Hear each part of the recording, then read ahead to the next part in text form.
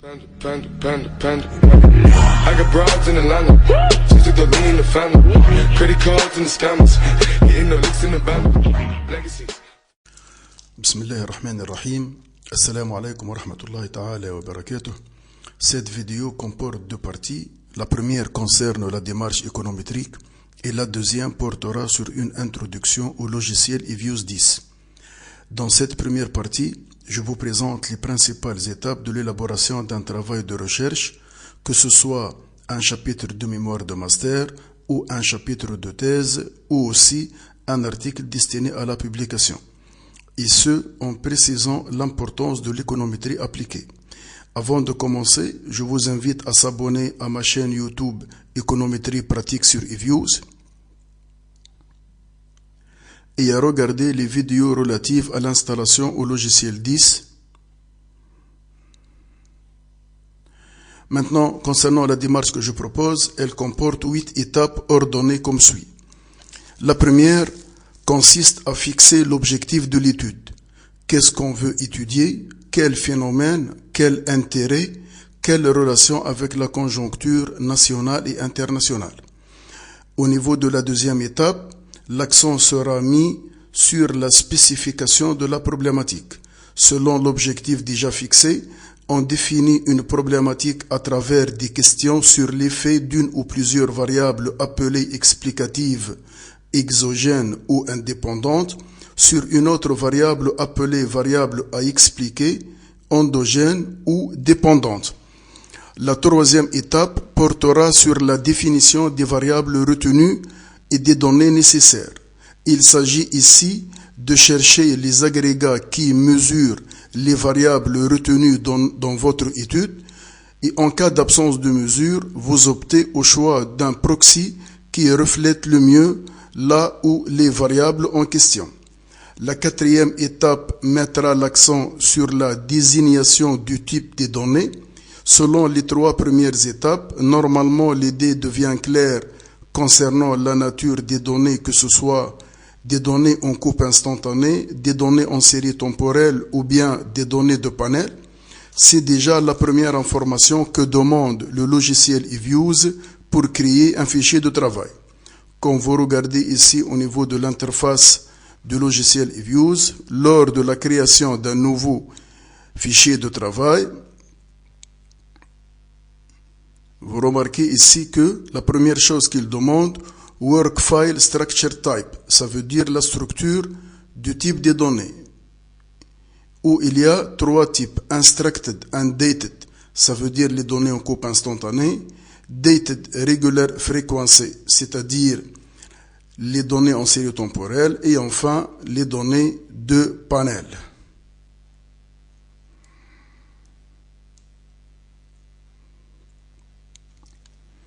La spécification du modèle à travers l'écriture de l'équation ferait l'objet de la cinquième étape. C'est une étape très importante qui va influencer la qualité des résultats et des recommandations, et c'est sur cette étape que le jugement de votre travail va porter. Pour ceci, il est nécessaire de bien consulter la littérature théorique et empirique pour voir les autres travaux qui étudient la même problématique, afin d'adapter un modèle existant à votre cas. L'autre possibilité concerne la modélisation en se basant sur une théorie et sur des hypothèses. La sixième étape focalisera sur la collecte des données. Selon le modèle déjà spécifié et la nature des données, il s'agit de faire un appareillement des différentes sources nationales et internationales. Pour la Tunisie, par exemple, les principales sources de données sont l'Institut national de la statistique,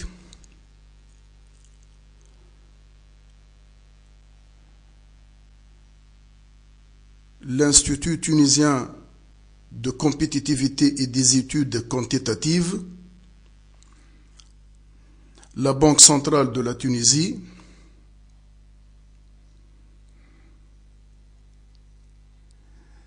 l'Agence de promotion de l'industrie et de l'innovation,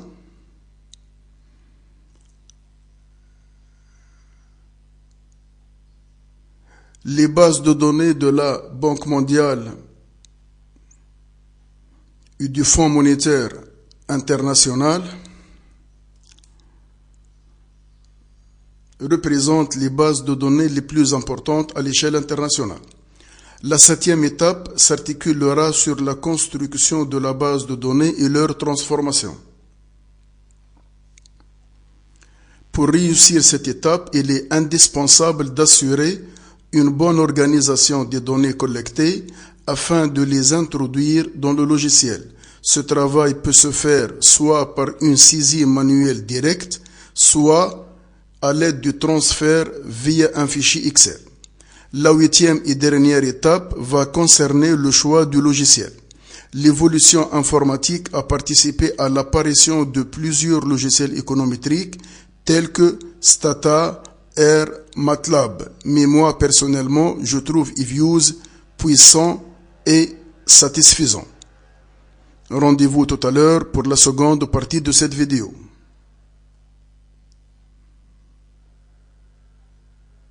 Seconde partie de cette vidéo, je vais exposer une initiation au logiciel eViews. Qu'est-ce que eViews? eViews fournit des outils sophistiqués d'analyse de données, de régression et de prévision. Avec eViews, vous pouvez rapidement développer une relation statistique à partir de vos données et ensuite utiliser la relation pour prévoir les valeurs futures des données. eViews s'est révélé utile dans les domaines tels que l'analyse et l'évaluation des données scientifiques, l'analyse financière, les prévisions macroéconomiques, la simulation, les prévisions des ventes et l'analyse des coûts. Bien que eViews ait été développé par des économistes avec un accent sur l'analyse des séries chronologiques, il n'y a rien dans sa conception qui limite son utilité aux données de panel.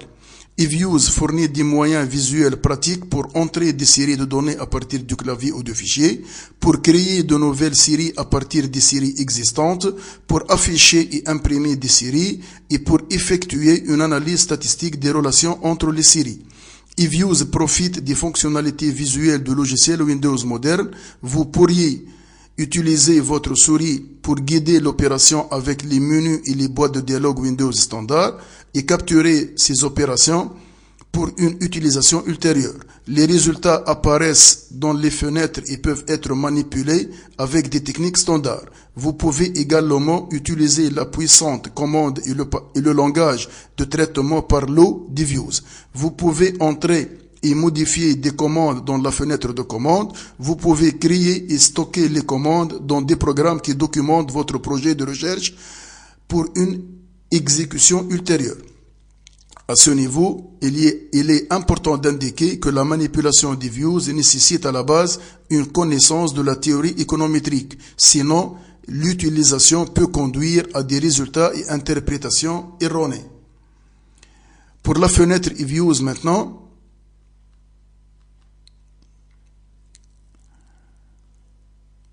donc, pour définir les composantes, on va utiliser cette figure.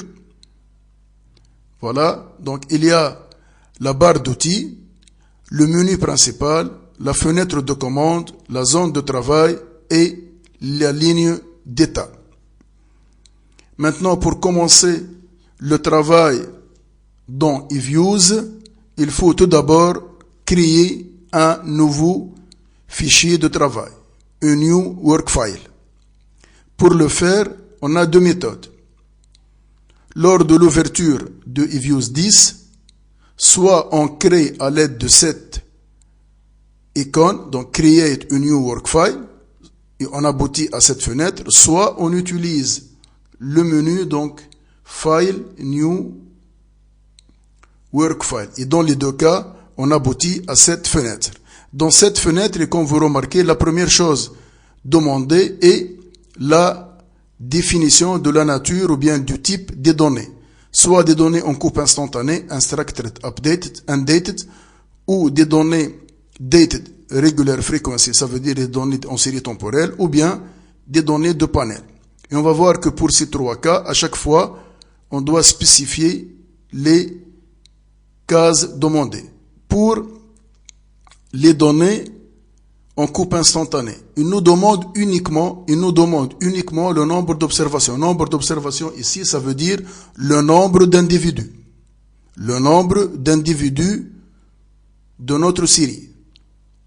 Puis, il y a ici le nom du fichier et le nom de la page. Ici, optional. Ça veut dire que ce n'est pas nécessaire, mais c'est optionnel. Ici, on peut mettre le nom avec des espaces, mais ici, il n'accepte pas l'espace. Si maintenant, on veut des données en série temporelle, voilà, maintenant, il demande autre chose. Il demande la fréquence. Ça veut dire est-ce que les données sont multi-annuelles, ou bien annuelles, ou bien semestrielles, ou bien trimestrielles, mensuelles, bimensuelles, ainsi de suite. Et ensuite, il demande la date de début et la date fin. Et comme tout à l'heure, il demande aussi le nom du fichier et le nom de la page qui est optionnel. Pour maintenant les données de panel, en plus de la fréquence, il demande l'année de départ ou bien la période de départ et la période fin. Il demande aussi number of cross-sections. C'est ici le nombre d'individus. Comme vous savez, les données de panel, ça veut dire la combinaison entre temps et individu. Ici, on a le temps et ici, on demande combien d'individus. Je vais vous montrer quelques exemples. Illegal date. On n'a pas donné de date. Donc ici, on va... Voilà, par exemple, ici, un exemple sur ces trois cas. On a choisi ici, pour les données en coupe instantanée, on a choisi 15 individus. On a choisi 15 individus. Et on a appelé le fichier test 1 et la page 1. Et voilà le résultat. Voilà, donc test 1, page 1, 15 observations, puisqu'on a choisi 15 individus, de 1 à 15, de 1 à 15. C et réside sont la constante et le résidu qui sont définis ultérieurement après avoir choisi le modèle. Si ici on choisit les dates, les données en série temporelle, on a choisi par exemple les données annuelles entre 1990 et 2018, on a appelé le fichier test 1 et la page 1. Voilà, donc on a abouti à ce résultat. Donc test 1, page 1, C et réside comme tout à l'heure, et l'exemple ici entre 90 et 2018, ce qui donne 29 observations. 29 c'est 2018 moins 90 plus 1. Maintenant pour les données de panel, on a pris un exemple avec des données annuelles entre 2000 et 2015 et avec un exemple de nombre d'individus de 35. Et on a appelé le fichier test 1 et page 1 comme tout à l'heure. Et on a obtenu ce résultat. Voilà, donc ici, entre 2000 et 2015, fois 35. Entre 2000 et 2015, ça fait 16 années. 2015 moins 2000 plus 1, fois 35, ça fait 560 observations. Vous remarquez ici que, en plus de C et réside, il y a cross ID et date ID. Donc les deux icônes jaunes C et réside correspondent respectivement à la constante et le résidu. L'icône cross ID correspond aux individus et l'icône date ID correspond à la date. Voilà donc comme une initiation au logiciel eViews. Donc au niveau de la prochaine vidéo, on va commencer le traitement des données. Dans un premier lieu pour la coupe instantanée et les séries temporelles puisque c'est un peu similaire. Et en second lieu, on va passer aux données de panel. Je vous remercie. Assalamu alaikum wa rahmatullahi ta'ala wa barakatuh.